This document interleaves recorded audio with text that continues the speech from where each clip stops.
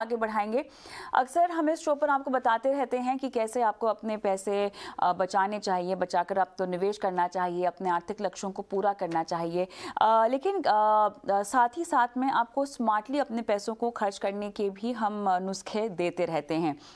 कभी कभार ऐसा भी होता है जहां पर लोगों को बिना किसी निवेश स्ट्रैटेजी के अपने पैसों को खर्च करने का मन होता है, तो कहीं ना कहीं उन्हें गाइड करने की बहुत ज़्यादा ज़रूरत होती है। लेकिन हाल ही में कुछ रिपोर्ट्स ऐसी सामने आई हैं जहां पर यह बताया गया है कि लोगों में, जैसा कि हमेशा से हम देखते आए हैं, जीवन को जीने की जो उनकी प्लानिंग है, जो उनका उत्साह है, जो उनके लाइफ गोल्स हैं, वो इतने ज़्यादा बड़े हैं कि कहीं ना कहीं बचत और निवेश एक बैकसीट ले लेता है। यानी वो निवेश को इम्पोर्टेंस जितनी देनी चाहिए उतनी नहीं दे पाते हैं।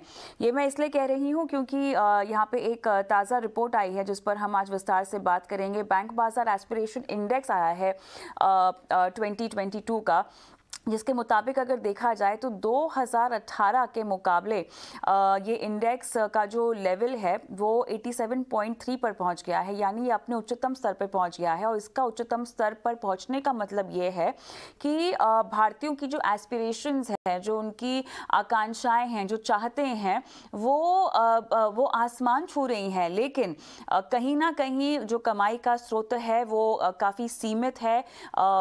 सेविंग्स के उनके पास कोई ज़्यादा विकल्प नहीं है, निवेश को लेकर ज़्यादा जागरूकता नहीं है, लेकिन ख्वाहिशें तमाम है, सपने तमाम है। इसी पर अब हम चर्चा करेंगे, बताएंगे कि चाहते होना गलत नहीं है, लेकिन उसके लिए उधार की ज़िंदगी जीना ज़रूरी नहीं है। मेरे साथ ख़ास मेहमान भी जुड़ गए हैं जो इस पर ख़ास चर्चा करेंगे। मेरे साथ जुड़ गए हैं ऑप्टिमम मनी मैनेजर्स के एमडी पंकज मटवाल, और साथ ही इस पर विस्तार से बात करेंगे बैंक बाजार के chief business officer Pankaj Bansal. आप दोनों का स्वागत है इस खास पेशकश में।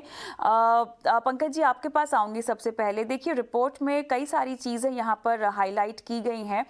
5 एस्पिरेशंस, जो आकांक्षाएं हैं, जो चाहते हैं, वो हाईलाइट की गई हैं, जहां पर कहा गया है कि health, wealth, fame, relationship, personal growth, इस पर भारतीयों का ध्यान तो बहुत है।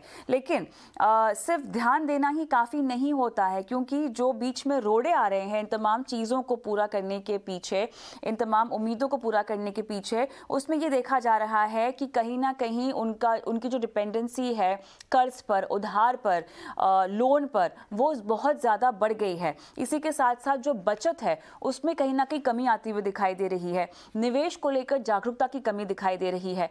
तो ऐसा नहीं है पंकज जी कि ये सिचुएशन पहली बार हमें दिखाई दी है, लेकिन चिंता की बात तब है जब कोविड के बाद ऐसा माहौल हम देख रहे हैं। जबकि कोविड के दौरान हमने देखा था कि लोगों को बहुत सारी चीज़ों की रियलाइजेशन हुई थी, लेकिन अब जब रियलाइजेशन जो निकल कर आ रही है वो ज़िंदगी जीने के ऊपर ज़्यादा फोकस्ड है। कहीं ना कहीं फाइनेंशियल प्लानिंग यहाँ पर बैक सीट लेती हुई दिखाई दे रही है। क्या कहेंगे आप?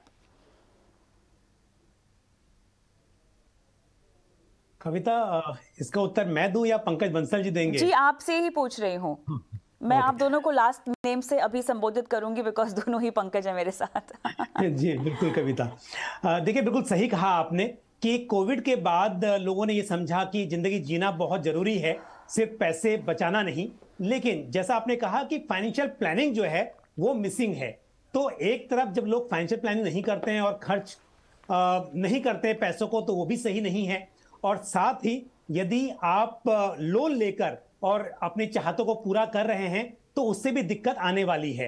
एक तो ये दिक्कत है कि भविष्य के लिए शायद पैसे नहीं रहेंगे, लेकिन उससे ज्यादा जो डरावनी बात वो ये है कि आपका लोन जो है मतलब बढ़ता जा रहा है और लोग लोन में ट्रैप हो जा रहे हैं। तो ये जो स्थिति है वो सही नहीं है।